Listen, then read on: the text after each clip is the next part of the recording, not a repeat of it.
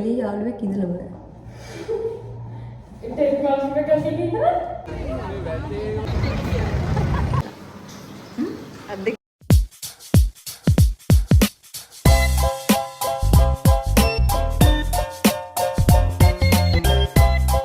Hi guys, welcome back to my YouTube channel.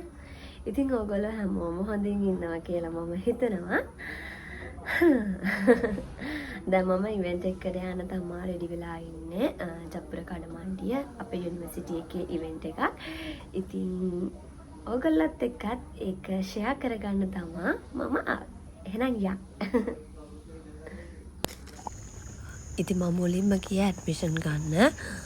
මේ සෙම් එකේ මට එක්සෑම් නෑ. ඒත් මං කලින් සෙම් එකක මෙඩිකල් දාලා තිබ්බා. ඉතින් ඒක ලියන්න ඕන නිසා ඇඩ්මිෂන් ගත්තා. මං විජේරාමයට එනකොටත් මෙතන හට් එහෙම ගාලා ලෑස්ති කරලා තිබ්බේ.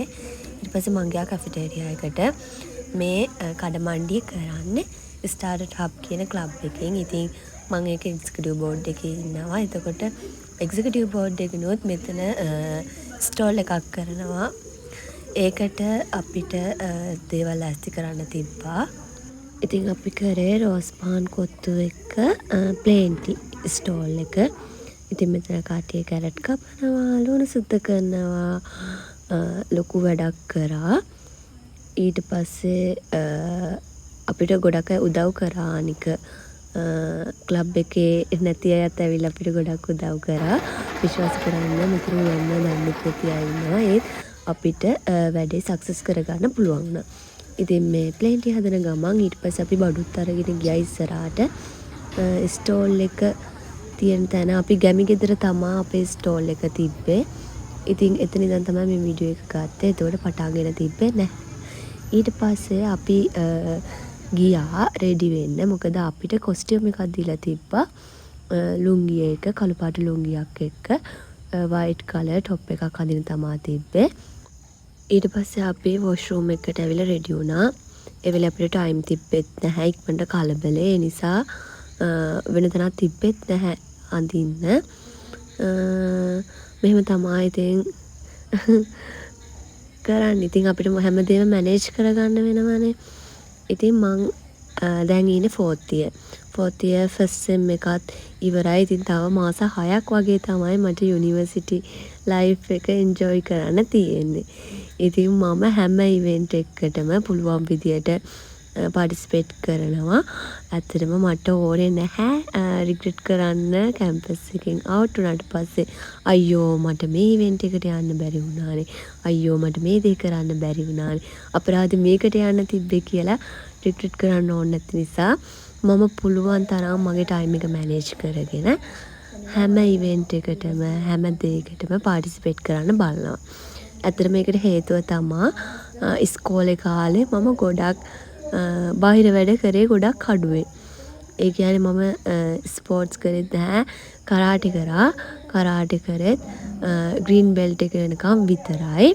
එතකොට මම O level ලියන්න ඕන නිසා කරාටි නැවැත්තුවා. 10 වසරෙන් වෙන්න ඕන. ඒකට මට පස්සේ මාරු දුකයි. දැන් මාත් එක්ක ඉඳපු යාළුවෝ බ්ලැක් බෙල්ට් එහෙම අරගෙන, ඒ කියන්නේ ඒගොල්ලෝ එක ගත්ත නිසා දුක නෙවෙයි, අපරාධේ මටත් කරන්න තිබ්බේ මේ එහෙම කියලා මට පස්සේ හිතුණා. ඉතින් ඒ නිසා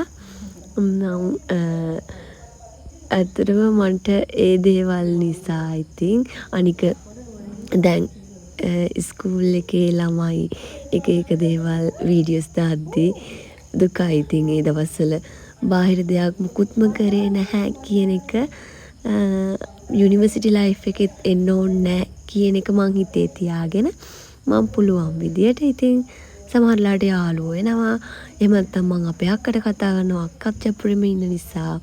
නැත්නම් ඉතින් එතනදී හම්බෙන හම්බු යාළුවෙක් එක්ක මම දේවල් වලට පාටිසිපේට් කරනවා.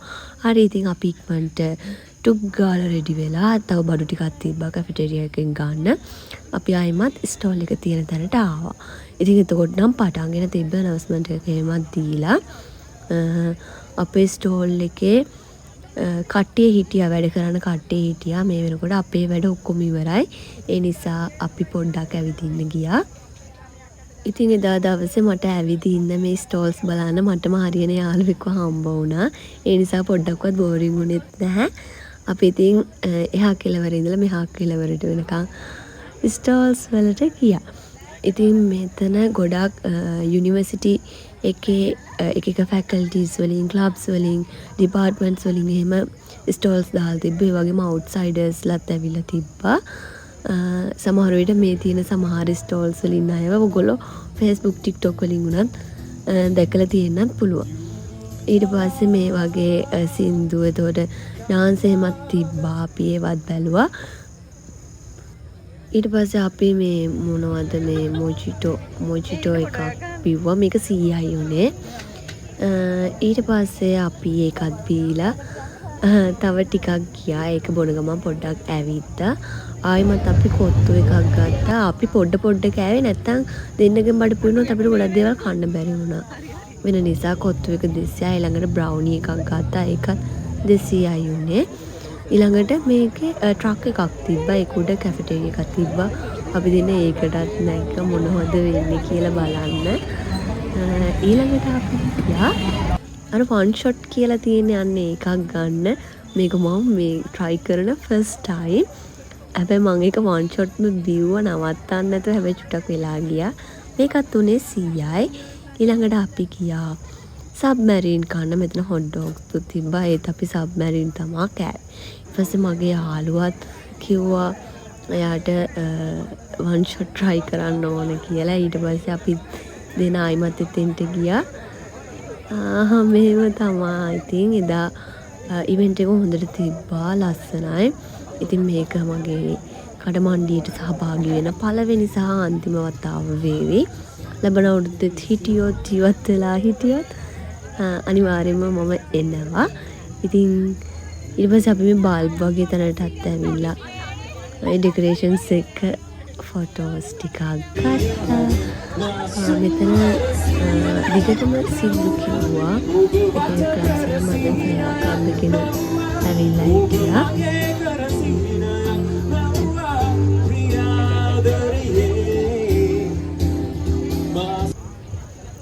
ඊට පස්සේ මෙතන තමයි අපේ එක්සිකියුටිව් බෝඩින් අර මං කියපු රෝස් පාන් කොත්තු දන්සල. ඊට පස්සේ අපේ අක්කා ආවා. එයාව මං කතා කරගත්තා. මොකද හොස්ටල් එකට වෙලා ඉන්නවා. එයාට ඇවිදින්නත් යාළුවොත් වැඩි එළියට බහින්න ආයේ නෙවෙයිනේ ඉන්නේ. ඒ නිසා ඊට පස්සේ එයා වන් ෂොට් එක 10 ෂොට් වලින් වගේ තමයි බිව්වේ. ඊට පස්සේ බොන්න බෑ කියලා මට දුන්නා. අයියෝ.